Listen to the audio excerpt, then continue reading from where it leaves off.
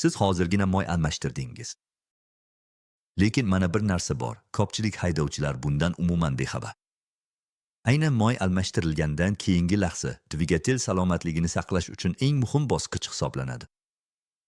Chunki ko'plab muammolar, masalan, kichik sizib chiqishlar, noto'g'ri moy darajasi yoki ko'zga ko'rinmaydigan o'rnatish xatolari faqat dvigatel qayta ishga tushirilgandan va odatdagidek ishlay boshlagandan keyin namoyon bo'ladi. Agar siz bu muammolarga e'tibor bermasangiz, hatto yangi quyilgan moy ham sizni asta-sekin yuzaga keladigan eskirish va uzoq muddatli qimmatbaho nosozliklardan himoya qila olmaydi. Yaxshi tomoni shundaki, hammasi to'g'ri ishlayotganiga ishonch hosil qilish uchun bir nechta tezkor tekshiruvlar kifoya qiladi. Bu atigi bir necha daqiqa vaqt oladi, lekin dvigatelingizning xizmat muddatini bir necha yilga uzaytirishi mumkin. Buni oddiy moy almashtirishni haqiqiy aqlli texnik xizmat ko'rsatishga aylantiradigan so'nggi bosqich deb biling. Endi esa dvigatel moyini almashtirgandan keyin doimiy ravishda bajarilishi kerak bo'lgan muhim harakatlarni ko'rib chiqamiz. Birinchi bosqich, moy darajasini yana bir bor tekshirib chiqing. Ko'pchilik odamlar yangi moy dvigatelga quyilgach, ish tugadi deb o'ylashadi. Lekin eng muhim tekshiruvlardan biri aynan shundan keyin amalga oshiriladi. Moy almashtirish vaqtida yangi moy filtri asta-sekin moy bilan to'ldiriladi. Bu esa dvigateldagi umumiy darajani biroz pasaytirishi mumkin. Shuning uchun ham dvigatel bir necha daqiqa ishlagandan so'ng darajani yana bir bosh keladi tekshirish juda muhim. Dvigatelni ishga tushiring va uni taxminan 1 daqiqa ishlating. Shunda moy butun moylash tizimi bo'ylab aylansin. Keyin dvigatelni o'chiring va moy to'liq karterga qaytib tushishi uchun bir necha daqiqa kuting. Shundan so'ng moy shkalasini tekshirib, daraja tavsiya etilgan belgilar orasida ekanligiga ishonch hosil qiling. Darajaning juda past bo'lishi yetarli moylashni ta'minlamasligi va dvigatel ichki qismlarining tezroq eskirishiga olib kelishi mumkin. Ortiqcha moy esa bosimning oshishiga va ayrim muhrlar yoki qismlarning shikastlanishiga sabab bo'lishi mumkin.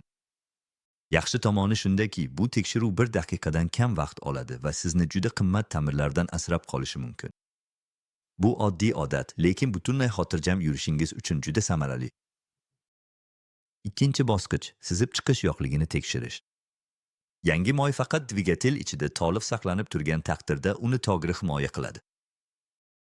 Shuning uchun moy almashtirilgandan so'ng darhol hech qanday sizib chiqish yo'qligini tekshirish juda muhim. Yomon mahkamlangan moy chiqarish boltasi, shikastlangan muhr yoki noto'g'ri o'rnatilgan moy filtri siz sezmay turgan holda moyning sizib chiqishiga sabab bo'lishi mumkin. Dastlab bu ahamiyatsizdek tuyulishi mumkin. Atigi bir necha tomchi, lekin kichik sizib chiqish tezda kuchayib, yoqning sezilarli darajada yo'qolishiga olib kelishi mumkin. Moy almashtirilgandan so'ng mashinaning ostiga, shuningdek, filtr va moy chiqarish boltasi atrofini diqqat bilan ko'zdan kechiring. Yangi moy izlarini, nam yuzalarni yoki shubhali oqimlarni qidiring. Sizib chiqishni erta aniqlash ancha oson va eng asosiysi, yogi kam bo'lgan dvigatelni ta'mirlashdan ko'ra ancha arzon. Bu tezkor tekshiruv jiddiy nosozliklarning oldini olish va dvigatelingiz to'liq himoyalanganligiga ishonch hosil qilish uchun muhim odatdir. Uchinchi bosqich, texnik xizmat ko'rsatish tizimini to'g'ri qayta sozlash. Moy almashtirilgandan so'ng ko'plab haydovchilar bu juda muhim bosqichni unutib yuborishadi. Zamonaviy avtomobillarda dvigatelning ishlash sharoitlariga qarab keyingi moy almashtirish vaqtini hisoblaydigan texnik xizmat ko'rsatish ko'rsatkichi mavjud. Agar siz bu tizimni qayta sozlamasangiz, u eski ma'lumotlar asosida ishlashda davom etadi va texnik xizmat ko'rsatish ogohlantirishlari butunlay noto'g'ri bo'ladi. Bu esa keraksiz xabarlar chiqishiga yoki undan ham yomoni, keyingi moy almashtirish uchun eng yaxshi vaqtni o'tkazib yuborishingizga olib kelishi mumkin. Yaxshi tomoni shundaki, bu qayta sozlash odatda juda tez amalga oshiriladi va atigi 1 daqiqa vaqt oladi. Bu avtomobilga toza asosdan boshlash va texnik xizmat ko'rsatish oraliqlarini to'g'ri hisoblash imkonini beradi. Bu kichik bir harakat, lekin u ishonchli nazoratni ta'minlaydi va texnik xizmat jadvalida har qanday chalkashliklarning oldini oladi. Buni avtomobilingizga texnik xizmat ko'rsatish endigina bajarilganini va hisoblagich yana noldan boshlanishini aytish deb hisoblang. 4-bosqich, asboblar panelidagi signal chiroqlarini kuzatib boring. Panelingizdagi signal chiroqlari bezak uchun emas. Ular muammo yuzaga kelganda sizni ogohlantirish uchun xizmat qiladi. Yoq almashtirilgandan so'ng ularning harakatiga alohida e'tibor berish juda muhim. Dvigatel chirog'i, yoq bosimi indikatori yoki boshqa noodatiy ogohlantirishlar jiddiy muammoni, masalan, sizib chiqish, yetarli darajada yoq bo'lmasligi yoki nosoz datchikni bildirishi mumkin.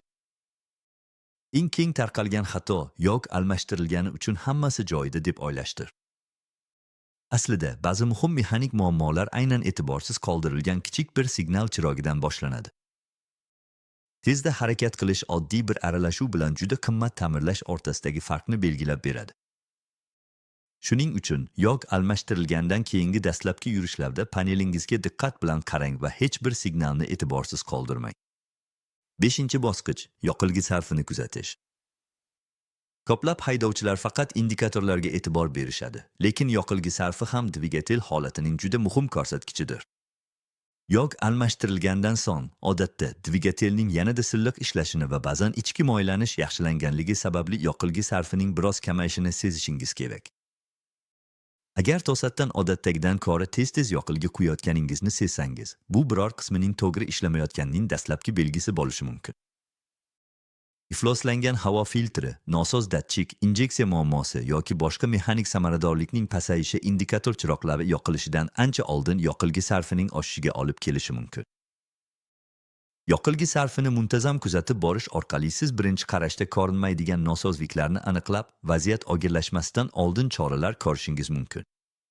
6-bosqich. Shu imkoniyatdan foydalanib, boshqa suyuqlik darajalarini ham tekshirib chiqing.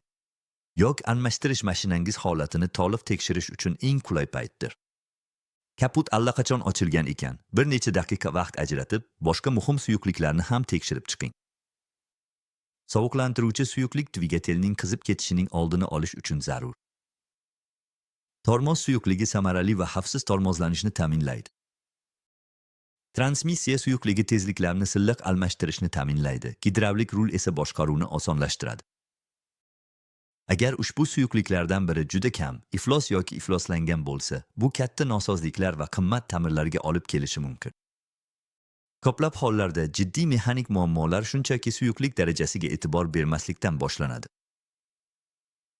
Shuning uchun har bir yog almashtirishda bu tekshiruvni odatga aylantirish juda foydali hisoblanadi. Bu faqat dvigatelga emas, balki butun mashinangizga to'liq tibbiy ko'rik o'tkazishga o'xshaydi. Bir necha daqiqa ortiqcha vaqt ajratish keyinchalik katta xarajatlardan qutqarishi mumkin. 7-bosqich dvigatel bo'limini vizual tekshiring. Kapotni yopishdan oldin butun dvigatelni diqqat bilan ko'zdan kechirishga vaqt ajrating. Bu tezkor tekshiruv odatda juda kech payqalayotgan muammolarni erta aniqlashga yordam beradi. Yaxshi mahkamlanmagan shlanglar, yoriq kamarlar, shikastlangan kabellar, suyuqlik izlari yoki galati ko'ringan har qanday narsani qidiring. Ko'plab mexanik nosozliklar avval kichik, ko'pincha e'tiborga olinmaydigan belgilar bilan boshlanadi. Texnik bilim bo'lmasa ham joyida bo'lmagan narsani payqash mumkin. Oddiygina diqqat bilan qarash yo'lda buzilish yoki katta ta'mirdan qutqarib qolishi mumkin. Buni yo'lga chiqishdan oldin xavfsizlik uchun vizual tekshiruv deb hisoblang. Bu atigi bir necha daqiqa vaqt oladi, lekin natijasi juda katta bo'lishi mumkin.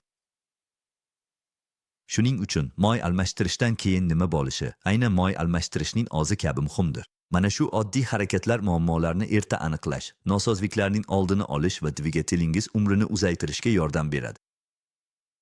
Agar bu maslahatlar sizga foydali bo'lgan bo'lsa, keyingi moy almashtirishda ularni yodda tuting, chunki aynan shu kichik detallar mashinaning uzoq muddatli ishonchliligini ta'minlaydi.